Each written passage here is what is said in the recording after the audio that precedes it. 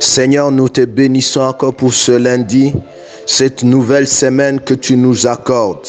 Nous venons la recommander entre tes mains. Nous prions que tu marches, que tu agisses avec nous et que tu nous fasses énormément du bien. Particulièrement, nous prions pour ces finalistes des écoles secondaires de la République démocratique du Congo qui vont commencer les épreuves d'examen d'État. Je prie que Seigneur, tu sois avec chacun d'eux, que tu marches avec eux, que ta grâce et ta faveur coulent dans leur vie. Seigneur, bénis ces messages et bénis quiconque va les suivre au nom de Jésus-Christ. Amen. Shalom, shalom, partout où vous nous suivez. Que la main de Dieu soit sur vous. C'est votre serviteur de tous les jours, Benjamin Pungi Moke. Nous commençons ces numéros en souhaitant bon travail à tous les finalistes de la République démocratique du Congo. Que la grâce de Dieu soit avec vous. Que l'Esprit de Dieu vous aide à distinguer le piège et que vous puissiez que vous puissiez bien crocher et réussir ces examens de temps. Ce matin, je nous invite à lire Exode chapitre 3, verset 1er jusqu'au verset 4. Exode 3, verset 1er jusqu'au verset 4. La Bible dit ceci: Moïse faisait paître le troupeau de Jéthro, son beau-père, sacrificateur de Madian, et mena le troupeau derrière le désert et vint à la montagne de Dieu à Horeb. L'ange de l'Éternel lui apparut dans une flamme de feu au milieu d'un buisson. Moïse regarda, et voici les buissons étaient tout en feu, et les buissons ne se consumaient point. Moïse dit: je veux me détourner pour voir quelle est cette grande vision, et pourquoi les buissons ne se consument point. L'Éternel vit qu'il s'est détourné pour voir, et Dieu l'appela du milieu du buisson, et dit: Moïse, Moïse. Et il répondit: me voici. Le deuxième texte que je veux nous inviter ce matin à lire, c'est 1 Samuel chapitre 3, verset 4 jusqu'au verset 10. Alors l'Éternel appela Samuel, et il répondit: me voici. Il courut vers Élie et dit: me voici, car tu m'as appelé. Elle lui répondit: je n'ai point appelé, retourne te coucher. Et il alla se coucher. L'Éternel appela de nouveau Samuel, et Samuel se leva, alla vers Élie et dit: me voici, car tu m'as appelé. Élie répond: je n'ai point appelé, mon fils, retourne te coucher. Samuel ne connaissait pas encore l'Éternel, et la parole de l'Éternel ne lui avait pas encore été révélée.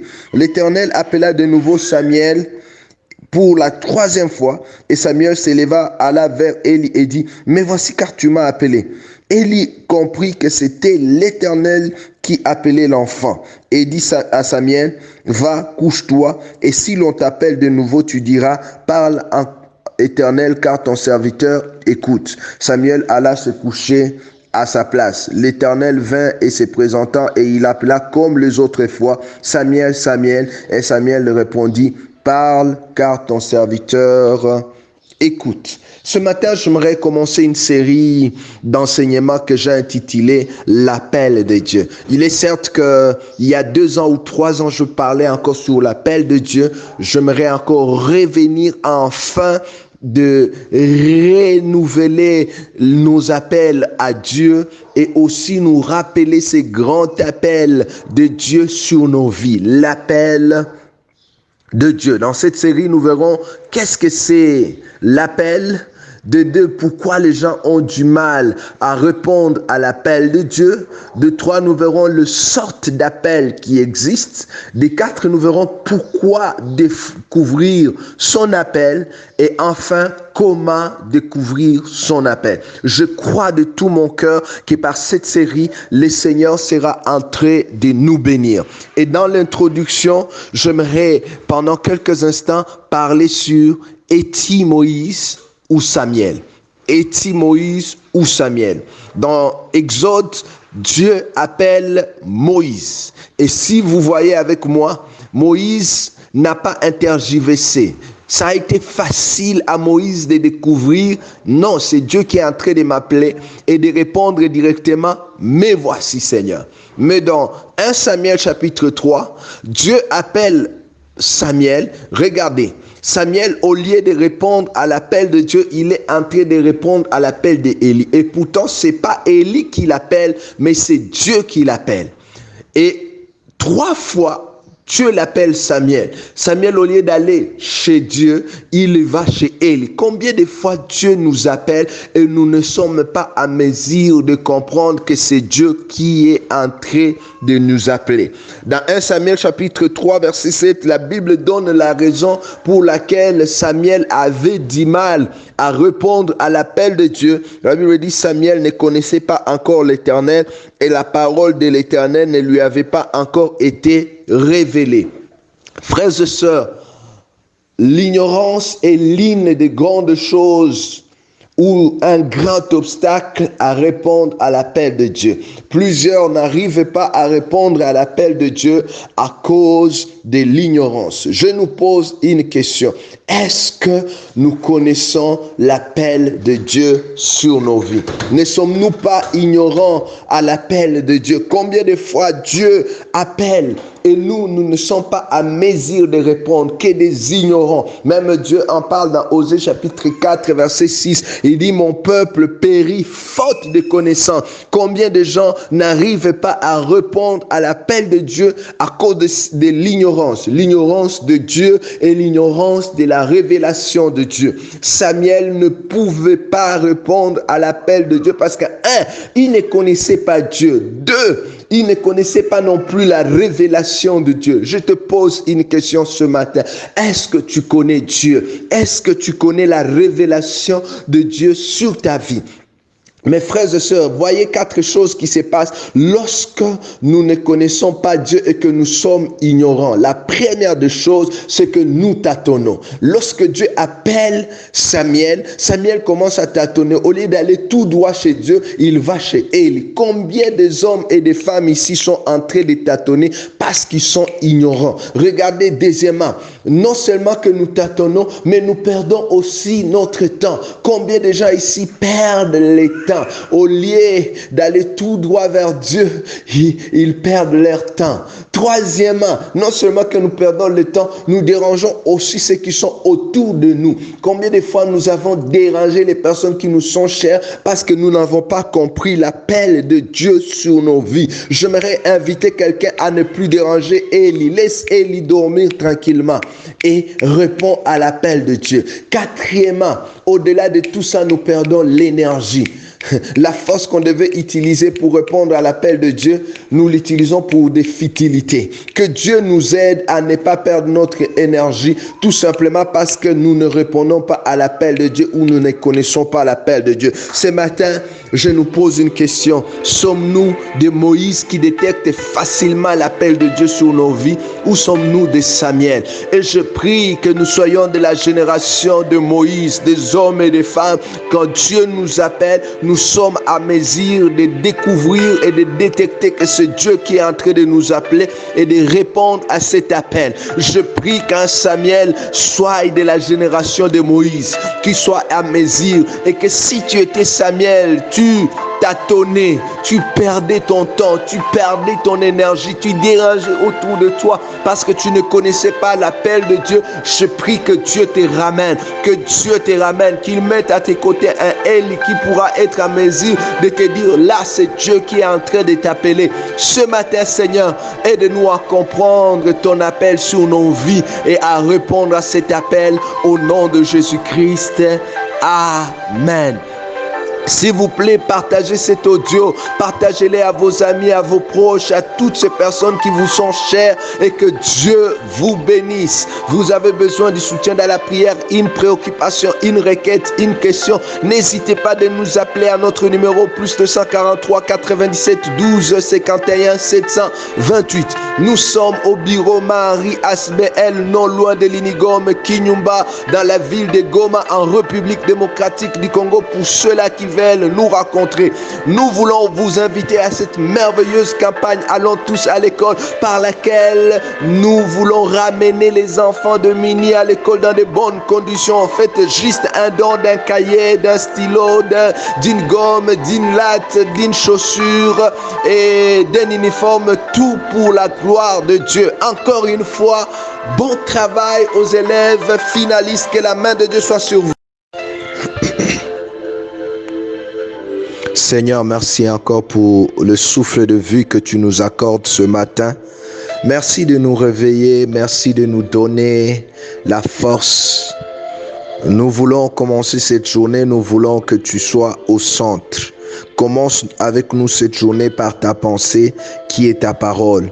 Qu'elle apporte un plus dans la vie de tout un chacun de nous et qu'elle nous change, qu'elle nous transforme au nom de Jésus-Christ. Amen.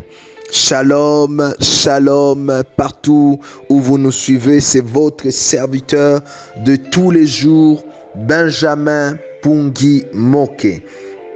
C'est depuis hier que nous sommes en train de parler sur l'appel de Dieu.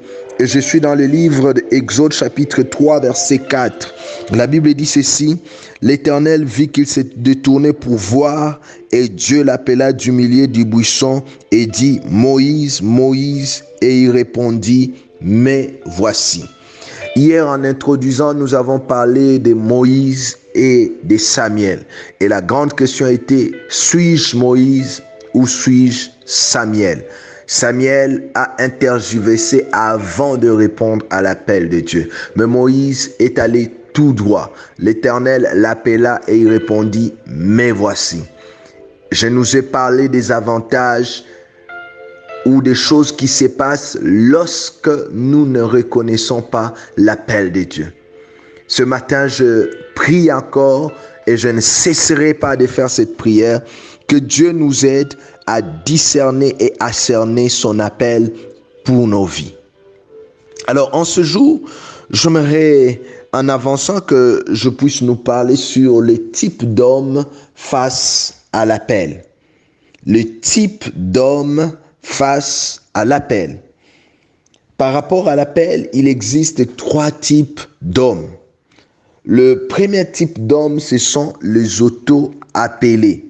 Les auto-appelés, ce sont ces personnes qui se sont eux-mêmes appelés. Ils se sont improvisés sans l'aval de Dieu, et même ils s'improvisent. Nous avons un exemple dans 1 Roi chapitre 1 verset 5. C'est l'histoire d'Adonijah. La Bible dit ceci: Adonijah, fils de Haggith, se laissa emporter par l'orgueil jusqu'à dire: c'est moi qui serai roi. Et il se procura un char et des cavaliers et 50 hommes qui couraient devant lui. Combien de fois l'orgueil nous pousse à nous improviser dans l'appel qui n'est pas le nôtre? Adonijah, partant de ses atouts, de ses potentiels, partant de l'influence qu'il avait, et certainement même de la position de fils, il s'est dit: je dois être roi.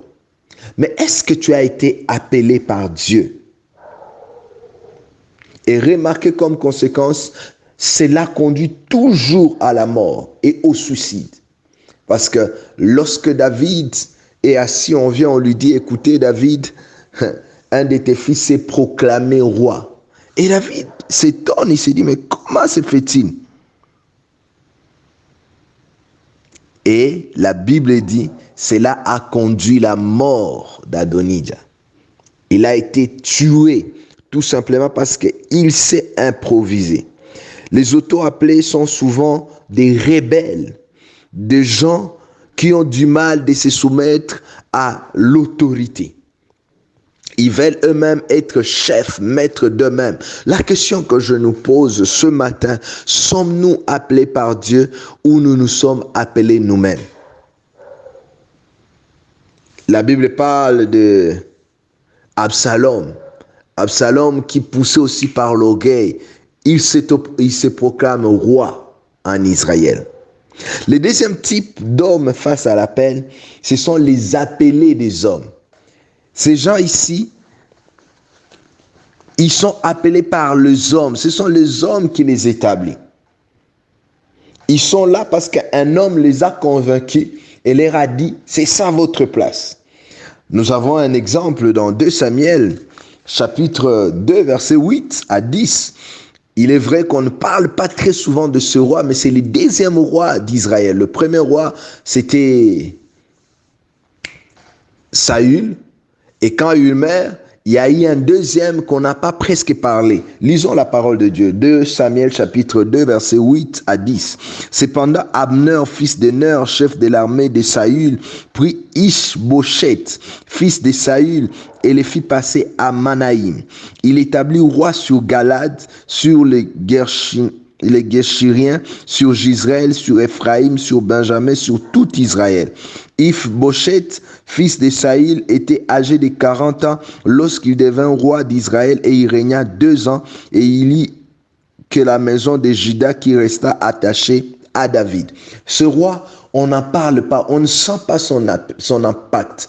Si tu es appelé par les hommes, tu n'auras jamais d'impact et d'influence. Tu veux avoir de l'impact et de l'influence, laisse-toi appeler par Dieu. Ish-Bosheth, on ne parle pas trop souvent de lui dans la parole de Dieu. Il n'a pas eu d'impact tout simplement parce qu'il y a eu un homme, Abner, qui a pensé, celui-ci peut être roi en Israël. Un des exemples frappants des appelés des hommes, c'est dans Juge chapitre 17. Cette histoire se passe dans la maison de Mika. Mika, sa mère, lui fait toute une divinité. Et quand Mika a cette statuette, il établit son fils comme prêtre. Mais est-ce que son fils a été appelé?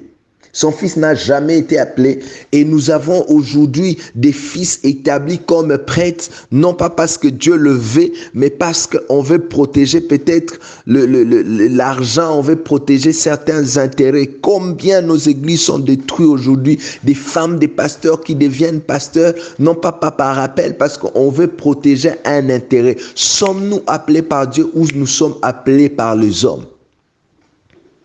Et Mika établit son fils pour protéger.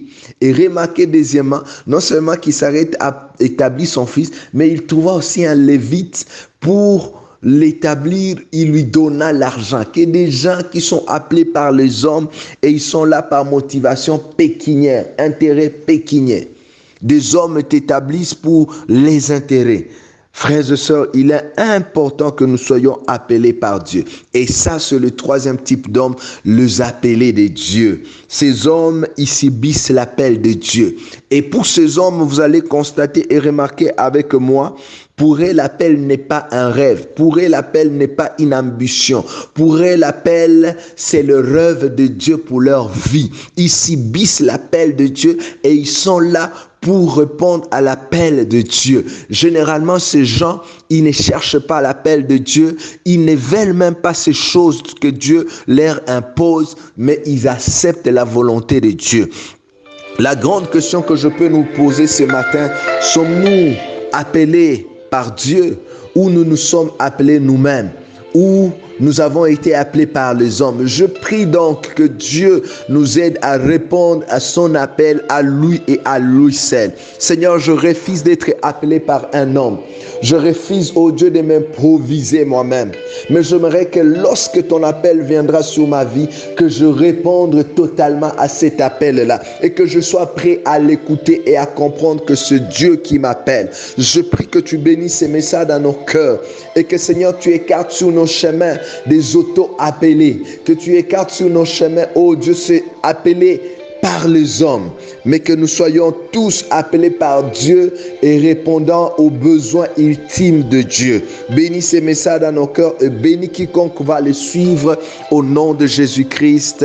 Amen. S'il vous plaît, partagez cet audio à vos amis, à vos proches.